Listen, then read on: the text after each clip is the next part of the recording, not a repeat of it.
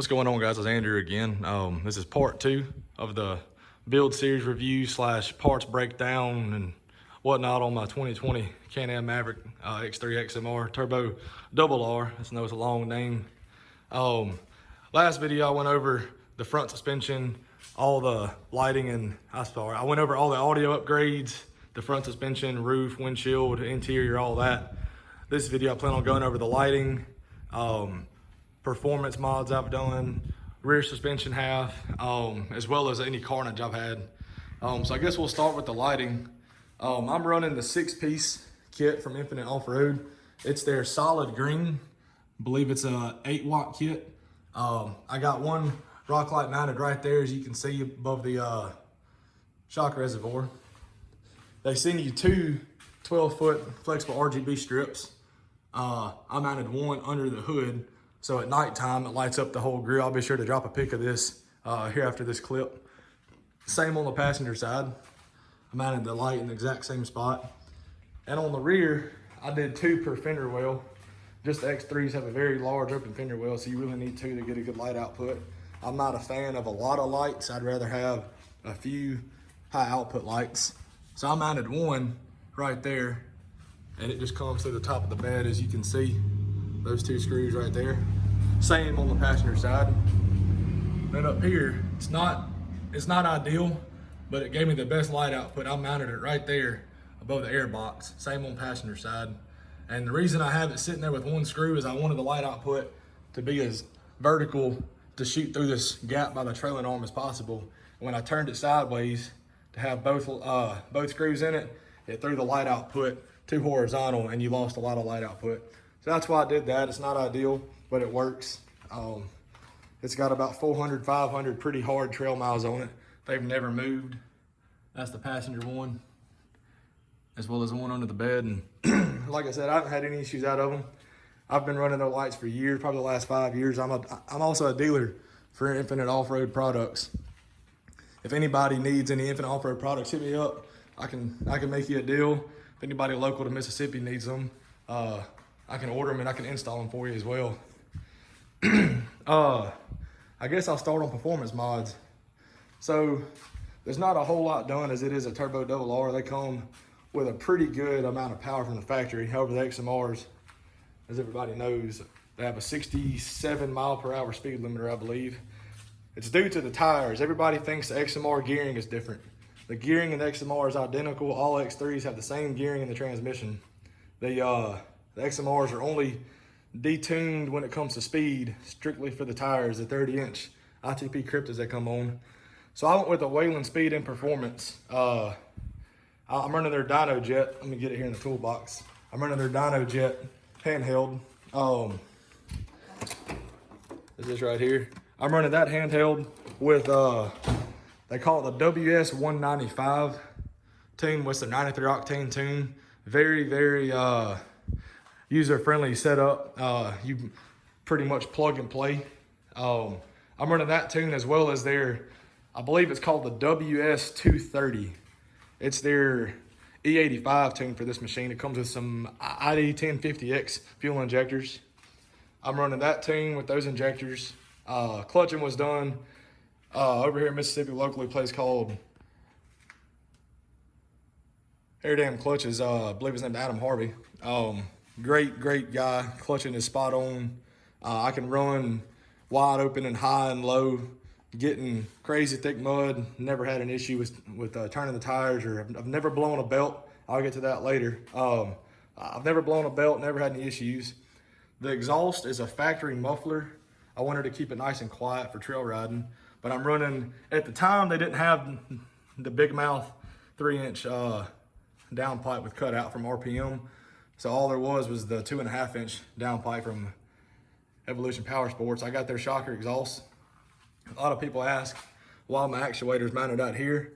Apparently, in the last, I don't know, 6 months to a year, Evolution decided to move the cutout actuator from here. It used to be on the back side where it was nice and hidden, but I guess it caught more heat off of the exhaust because it put it in this pocket. I guess it got too warm, so they moved it to the outside. It's not as pretty that way, but if it lasts longer, then I'm for it. Love the exhaust. Sounds great when it's open. I can definitely tell between being it's a cat delete, there's no longer a cat in there. Between that, getting rid of the cat and the cutout being open, it does seem to run a lot smoother, doesn't seem to get as hot back here. Just overall, if anybody has an X3, bare minimum, I'd recommend doing their downpipe with a cat delete. You don't have to get the cutout, but I would get the cat out of there as soon as you can. It just cuts down on heat a ton. I guess I tip performance-wise. Back here, I'm running the billet pull plate with a billet tow hook, as well as the billet radius rods. These come from LMUTV as well. See if I can get that in there. I've been pretty happy with these rods. They're definitely one of the best looking rods on the market. Pretty affordable. I think I ended up giving $700-800 for the set with the pull plate. I did bend 2 of them. I don't remember if it was a driver or passenger side, but I bent. Well, I guess a camera decided to stop recording. But anyways, I bent these. I bent this middle toe link support as well as a lower radius rod. I still do not know how I bent it. I don't know if I bent it by backing into a tree, if it got just the suspension got wedged in a hole or what. However, I've had it in a ton of binds since then and before then, and as you see, they're still perfectly straight and square. The toe, the camber caster, everything has always been spot on.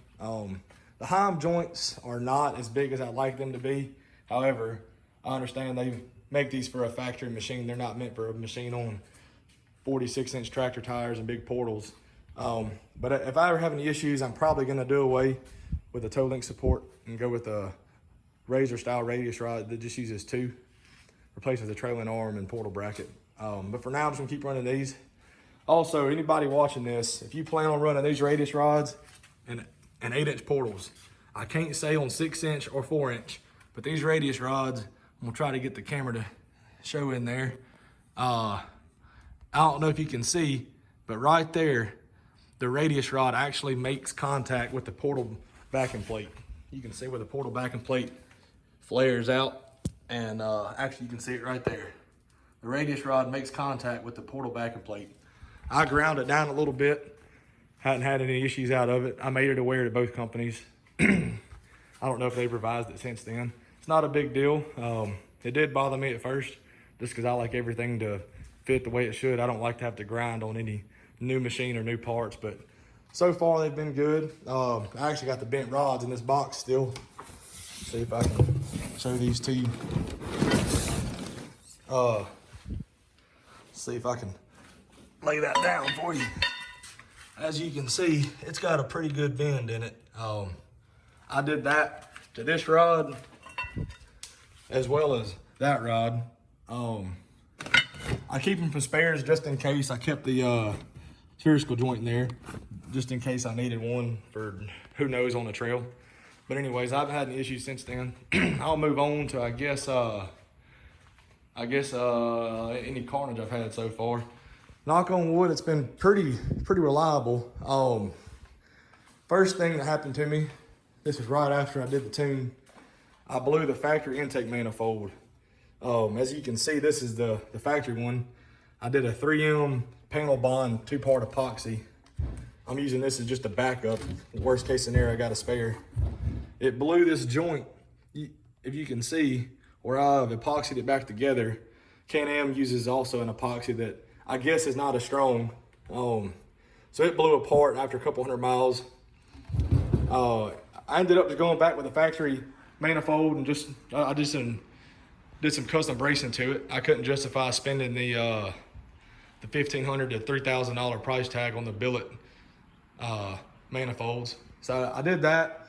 Knock on wood, it's been good ever since. I try to watch my boost spikes. Speaking of that, I did meant to add, I also have an RPM loudmouth blow-off valve. See if I can get it in frame here. I don't know if you'll be able to see it or not. You can see it right there just a little bit. You can see the actuator hose. After I blew the intake, I put the blow-off valve on there because X3s do not come with the blow-off valve from the factory. And I'm running 12 PSI crack pressure on the wastegate. So it is making a lot more boost than a normal machine would. So I did that just to help with turbo flutter, if you want to call it that, keep the hot pressurized air from getting on the turbo wheel when it was not under boost. So I did that, and knock on wood, it's been good. This is my factory belt. I broke it in within I don't know, maybe 100 miles at most. I pulled it off, put it in a Ziploc, keeping it for a rainy day. I'm running the world's best belt from Evo. I believe it's the same world's best belt that everybody else sells. It's just rebranded. It's been a great belt. I've never had it get real hot. Knock on wood, it's still holding together. I've never blown a belt, but I also try to watch my belt temps and know when to let out of it. So if anybody's looking for an aftermarket comparable to OEM, if not better, I'd definitely check out the world's best. I wouldn't recommend anything else. This was my first smart lock front diff. As y'all can see, it's got some shrapnel inside, as well as some missing teeth there on the pinion gear. Still do not know exactly what caused this diff to fail. I really wasn't in too big of a bind when it let go, and I didn't even know it let go until about 200 yards down the trail. The whole front end locked down on me, like a portal locked up. I put it in reverse and it unlocked, and you could hear all kinds of grinding. So I got home, pulled the diff, and as you can see there, it shed some teeth off the ring gear. I don't know if it was due to the pinion and ring mesh being off. I'm gonna try to get the camera to focus. You can see the pinion was riding awfully high here on the ring gear. So I personally believe the gear mesh was off when they built the diff. So the pinion and the ring gear mesh was off, and it just was putting too much load here on this outer tooth. Try to get that to focus. Putting too much load on that outer tooth, and with big tires and a lot of horsepower, it just let go. And obviously when it let go, it chewed the case up, did some damage to it, did some damage to this half of the case. The spider gears and all are actually still great. Bearing here's good. The pinion bearing shot, obviously, just because of metal and everything. So I kept this one just for spare parts. If I ever need spider gears or need a spare actuator, I've got it. I went back with just another smart lock diff because Halo was actually out of the big Halo 30s at the time, and I needed to make a ride.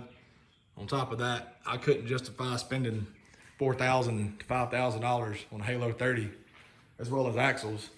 So I just went back with a smart lock front diff, and I'm gonna try to be a little more mindful when it's fully diff locked or not diff locked on how much load I'm putting on it. And also, my theory is to keep my axle the weak point. I'd rather break an axle than shred a portal, break another diff, transmission, or whatnot. I guess I'll get the axles. These are all factory Can-Am axles. Y'all can see they're double plunge from the factory. They have tons of plunge in them, full droop, full compression, still tons of plunge. Knock on wood, I've never broke a front axle. There's a spare in that box I bought because I thought I was gonna break them. Front axles are still good. I plan on running a stock or stock equivalent axle, probably for the life of the machine, just to keep wear and tear down everything else. I did break this passenger rear axle at Boggs and Boulders last part of July. I actually split the cup here in half. I wish I had it to show you. I've never seen an axle break like that. The cage, the balls, the shaft and all was still intact, looked 100%. The cup itself just split, looked like a plasma cutter got a hold of it, and it just split open. So I put another factory axle in it. It's been holding ever since. The driver one's still factory. Same with the front and rear axles, lots of plunge. I don't know if I can get it the way it's sitting, it may not plunge any, but anyways, they're double plunge axles as well. Keeps the range of motion free. No binding of the CVs.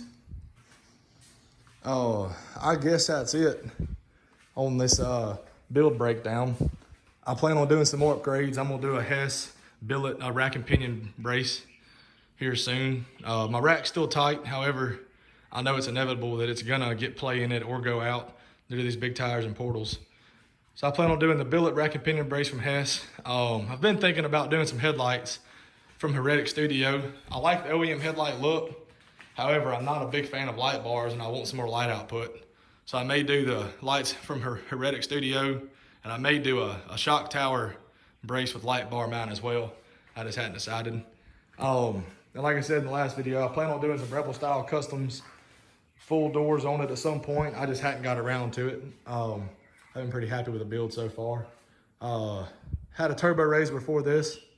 It was built almost identical on 44s. This is on 46s and 8-inch portals.